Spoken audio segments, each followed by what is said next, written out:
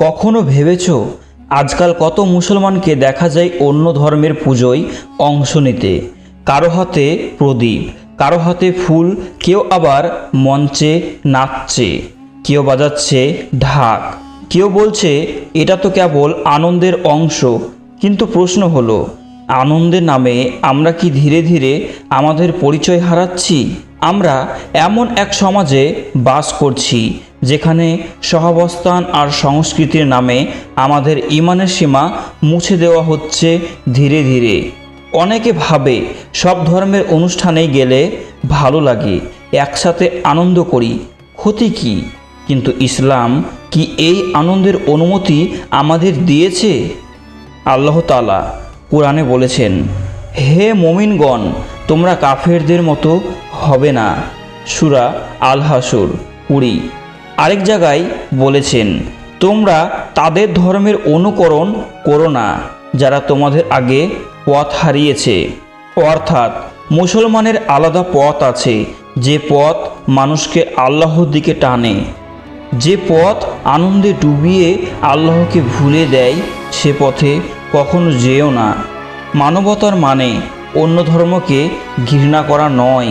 মানবতা মানে সবাইকেই ভালোবাসা, কিন্তু নিজের ঈমান রক্ষা করা। আমরা তাদের কষ্টে পাশে থাকতে পারি, কিন্তু তাদের ধর্মীয় উপাসনায় অংশ নেওয়া এটা মানবতা নয়, এটা আত্মহত্যা। রাসূল সাল্লাল্লাহু আলাইহি ওয়াসাল্লাম বলেছেন, কখনো অন্য ধর্মকে অপমান করেননি, কিন্তু তাদের ধর্মীয় অনুষ্ঠানে অংশও নেননি।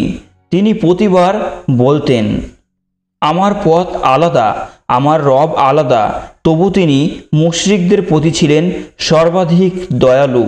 এটাই আসল ইসলাম, দয়া ও দৃঢ়তা দুটোই একসাথে।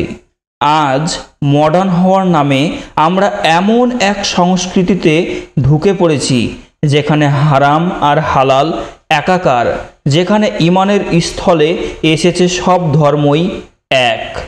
কিন্তু না, সব ধর্ম এক নয়, কারণ সত্য একটাই, লা ইলাহা ইল্লাল্লাহু। ভাই ও বোন, তুমি যেদিন বুঝবে তোমার পরিচয় কত মূল্যবান, সেদিন তুমি আর কারো পুজোর আলোতে নিজেকে হারাবে না। মানবতা হোক আমাদের আচরণে, কিন্তু ঈমান হোক আমাদের আত্মায়।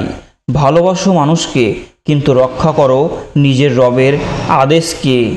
যে আল্লাহর পথে দৃঢ় থাকে তার জন্য আল্লাহ এমন শান্তি রাখেন যা কোনো উৎসবের আনন্দে পাওয়া যায় না।